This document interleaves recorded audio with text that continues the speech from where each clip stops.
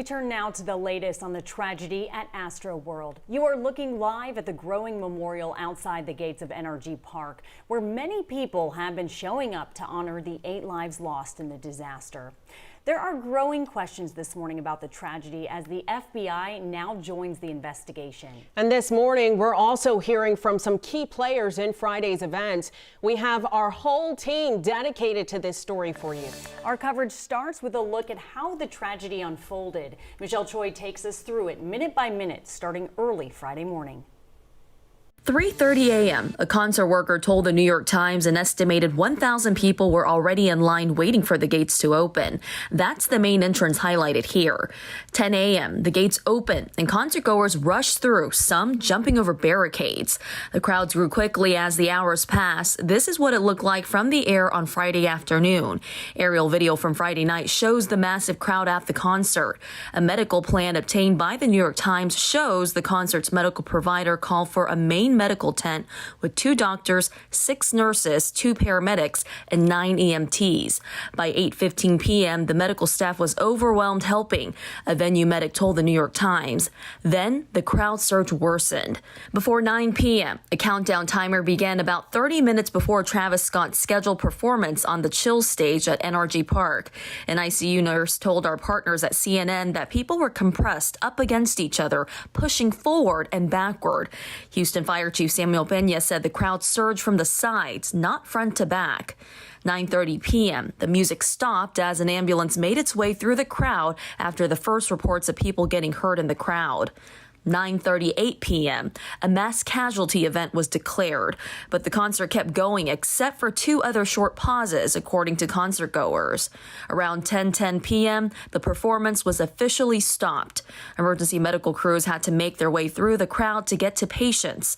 Fire Chief Pena said the exits weren't blocked, but there were so many people in attendance, those tightly packed near the stage couldn't get out. Michelle Choi, thank you for that. The memorial outside NRG has become a major focus of this story. In fact, last night, Harris County Judge Lina Hidalgo paid her respects there. She dropped off flowers at the site, joining the hundreds. There were so many good Samaritans that we've seen in all these videos just doing everything they could, everything humanly possible to try to protect these folks. We won't forget them. We honor them. But it's obviously a very, very difficult time for this community and for anybody watching around the country. Hidalgo went on to say authorities are still reviewing information from the concert promoter, as well as collecting new evidence as it comes in.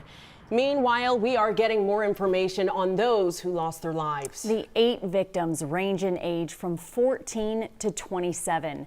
These are the faces of those who never made it home that night. The family of the youngest victim, John Hilgert, has asked us to respect their privacy and not to share his photo. Our David Gonzalez is live this morning with more on those victims. And David, we understand one of these families has already buried their loved one. Good morning. Yeah, we're still waiting to hear about the arrangements for those other 7 victims. But as we've mentioned, the fence line here outside of outside of NRG Park has become a growing memorial as a way to honor and pay tribute to these victims. Tributes are pouring in for the 8 victims who died during Astroworld on Friday as we learn more about their lives. Their ages range from 14 to 27 years old. The youngest, John Hilgert, a freshman at Memorial High School. 16-year-old Brianna Rodriguez was a junior at Heights High School. 20-year-old Jacob Juranek and 21-year-old Franco Patino flew to Houston from Illinois to attend the concert, but the 2 friends were killed when the crowd surged. It just doesn't make any sense to me right now how this could have occurred.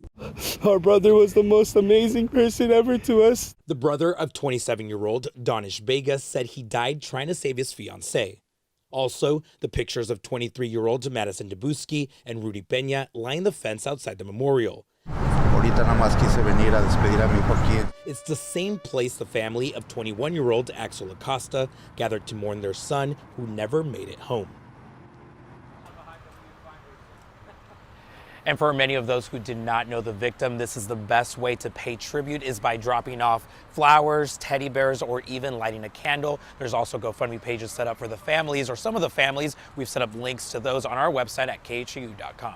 Back to you. Thank you for that. I know a lot of people will want to help those families. 5:37 now. Mass casualty incidents at events with large crowds like this one can happen in the blink of an eye. Our Brandy Smith explains how it can happen. So how does crowd surge work? The most simple answer is too many people in too small of a space. But even if you have a densely packed crowd, there are ways to keep people safe, including creating gaps so people can move around. You've probably seen this at general admission concerts. Organizers create pens around the stage to break crowds into smaller groups. They'll also use barriers to create pathways so security and emergency personnel can reach anyone in trouble. According to a professor of crowd science in Britain, you also need a catalyst for people to rush in the same direction. That can be as simple as a performer coming on stage or rain starting. The force of crowd surge can be incredibly strong, powerful enough to bend steel, and it can also hit people from both directions as the crowd pushes forward and the people in front push back, trying to escape. Often, victims are asphyxiated. So what can be done to stop it?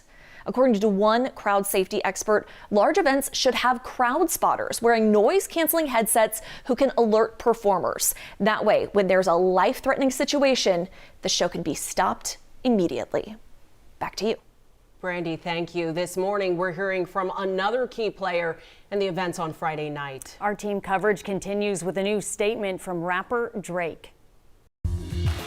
Overnight, Drake issued his very first statement about the Astroworld disaster. I'm Migochi Iloka here at the Growing Memorial site at NRG Park.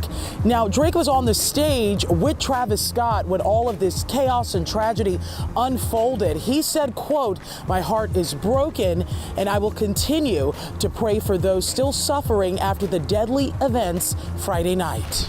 I'm Stephanie Whitfield. Autopsies are the only way we'll know for sure how and why 8 young people were killed at Astroworld Friday night. But medical experts say crowd surge could absolutely lead to so many people being injured and killed.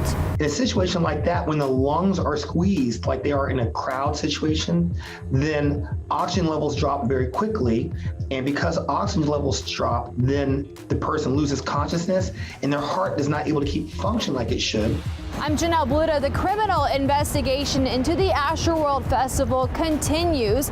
Houston Police Chief Troy Finner says he met with Travis Scott and his head of security on Friday before the concert, where he expressed concerns regarding public safety, saying the meeting was brief and respectful. But the investigation is still in its early stages, and city leaders say it could take weeks or longer to find out what happened.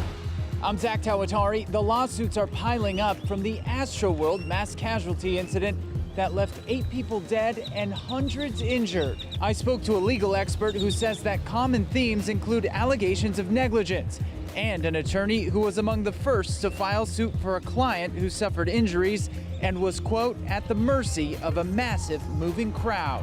So many people impacted by this. It's so obviously something obviously went wrong. We're starting to see Drake as a defendant. We've seen Travis Scott as a defendant, and we now see county facilities as well as Live Nation. And the allegations are the same in every single lawsuit. I'm Jason Miles. Astroworld Fest fans say they always expect a certain amount of chaos and crowds, but never expected anyone to lose their life. Some returned again Monday to growing memorials outside NRG Park. Candles, flowers, and photos of individual victims are part of the tribute. One longtime fan even wrote a note to honor those who were hurt or killed. People who walked away from the concert Friday night unharmed still say they felt scared at times, one describing the experience as getting swallowed up by the uncontrollable crowd.